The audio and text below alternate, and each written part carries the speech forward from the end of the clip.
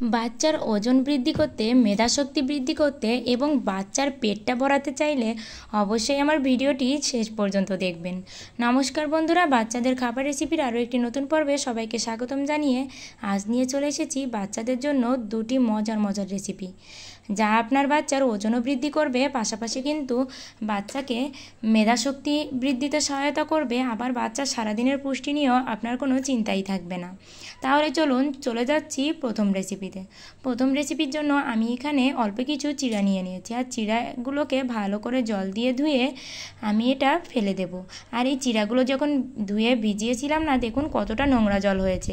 এটাকে ভালো করে ধুয়ে ঠিক এভাবে ফ্রেশ জলের ভিতরেই রাখতে হবে। আর চিড়াটা আগে থেকে ভিজিয়ে নিলেই কিন্তু রেসিপিটা খেতে আরও বেশি মজার হবে। আর এখানে আমি বাদামটাকে ভেজে নিয়ে গুঁড়ো করে নিয়েছি। আর এই বাদামের গুরুত্ব তো আপনাদের বলে শেষ করা যাবে না। বাদাম কিন্তু বাচ্চাদের মেধা বৃদ্ধিতে অত্যন্ত কার্যকরী, মানে বাদাম খাওয়ালে বাচ্চাদের মেধাশক্তি বৃদ্ধি হয়। তাই তো বলবো, বাচ্চাদের খাবারে সপ্তাহে অন্তত 2-3 দিন এই বাদামের রেসিপি আপনারা অবশ্যই দিবেন এবং বিভিন্ন খাবারের ভিতর বাদাম দিয়ে বাচ্চাকে খাওয়াবেন। এবার এখানে আমি গরুর দুধ দিয়ে নিয়েছি। আপনারা চাইলে, যদি আপনার বাচ্চা গরুর দুধ খেতে না চায় কিংবা 1 বছরের নিচের বয়সী বাচ্চাকে যদি এই রেসিপিটি খাওয়ান, তাহলে গরুর দুধের পরিবর্তে কিন্তু ফর্মুলা দুধ কিংবা শুধু জল দিয়েও কিন্তু রেসিপিটা তৈরি করতে পারেন।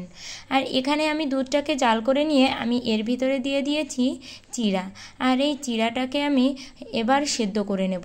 চিড়াটা যখন এভাবে জাল করতে করতে একটু সেদ্ধ হয়ে আসবে, তখনই আমি এর ভিতরে দেব অল্প পরিমাণে চিনি আর অল্প পরিমাণে লবণ।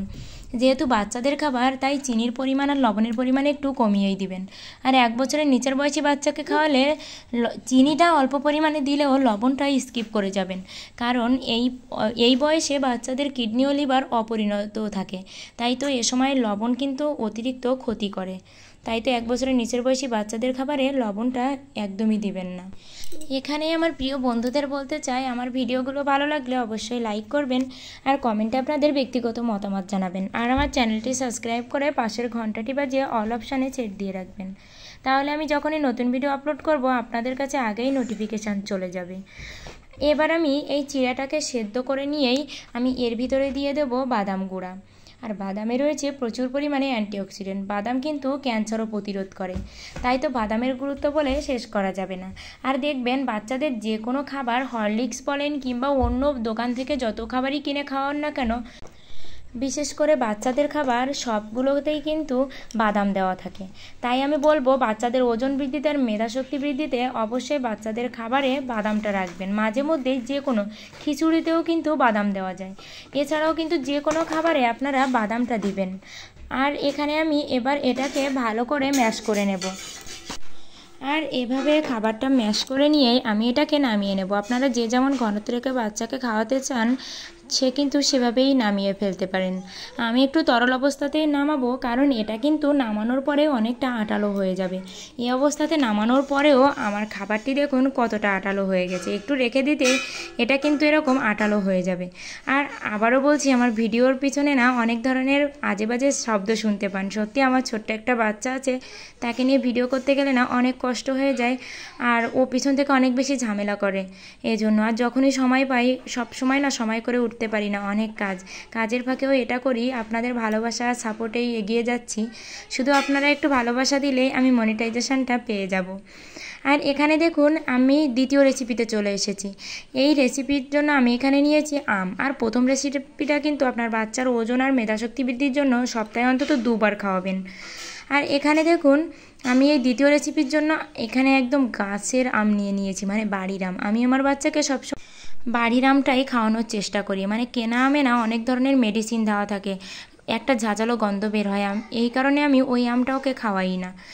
এখানে আমি পাউরুটি নিয়ে সেটাকে আমি ব্লেন্ডারে এরকম গুঁড়ো করে নিয়েছি। আপনারা চাইলে কিন্তু ছিঁড়েও এটাকে ব্যবহার করতে পারেন, তবে এরকম গুঁড়ো করলে কিন্তু এই গ্রেভিটাও অনেক বেশি সুন্দর হবে এবং বাচ্চাও খেতে ভীষণই পছন্দ করবে। আর এবার এই আমের ভিতরে আমি এই পাউরুটির গুঁড়োটা দিয়ে দেব। আর যখন দেখুন বাচ্চা অনেক সময় ফল খেতে চায় না, আর এরকম পাউরুটিও শুধু শুধু খেতে চায় না, তখন কিন্তু আপনারা এভাবে এই রেসিপিটি খাওয়াতে পারেন। এতে যেমন বাচ্চার পুষ্টি পাবে, তেমনি কিন্তু বাচ্চা খেতেও চাইবে। আর এই আমে কিন্তু রয়েছে প্রচুর পরিমাণে ভিটামিন। আম খেলে কিন্তু ত্বক ভালো থাকে, তারপর কোলেস্ট্রল কমে এবং শরীরে অনেক বেশি উপকার হয়। আর এখানে আমি এই পাউরুটি আর আমের ভিতরে দিয়ে দিচ্ছি দুধটা দিয়ে ভালো করে আমি চামচের সাহায্যে নেড়ে চেড়ে এটাকে মাখিয়ে নেব। আর এদিক থেকে দেখুন আমি তো ভিডিওতে ভয়েস দিচ্ছি আর সে মা করে ডাকতেই আছে, মানে সবসময় তার দুষ্টুমিতে না আমি পাগল হয়ে যাই। আর এভাবেই কিন্তু দেখুন বাচ্চারা কিন্তু তখনই দুষ্টুমি করে যখন বাচ্চার শরীর ভালো থাকে, তাই তো ওর দুষ্টুমিতে কিন্তু আমার কোনো কিছু যায় আসে না। আপনি দেখবেন বাচ্চা যখন প্রচুর পরিমাণে দুষ্টুমি করবে, প্রচুর পরিমাণে এনার্জি নিয়ে কাজ করবে, তখন ভাববেন ওর ভিতরে একটা মানে ভালো লাগা কিংবা পুষ্টি, ও একটা পুষ্টি সমৃদ্ধ বাচ্চা এরকম মনে করবেন। কারণ এনার্জি যদি শরীরে না পায় তাহলে কিন্তু বাচ্চাদের দুষ্টুমিটা করা হয় না। এই জন্য তাহলে কিন্তু এই ভিডিওটি এই পর্যন্তই। সবাই ভালো থাকবেন, সুস্থ থাকবেন, সবাইকে টাটা, বাই বাই।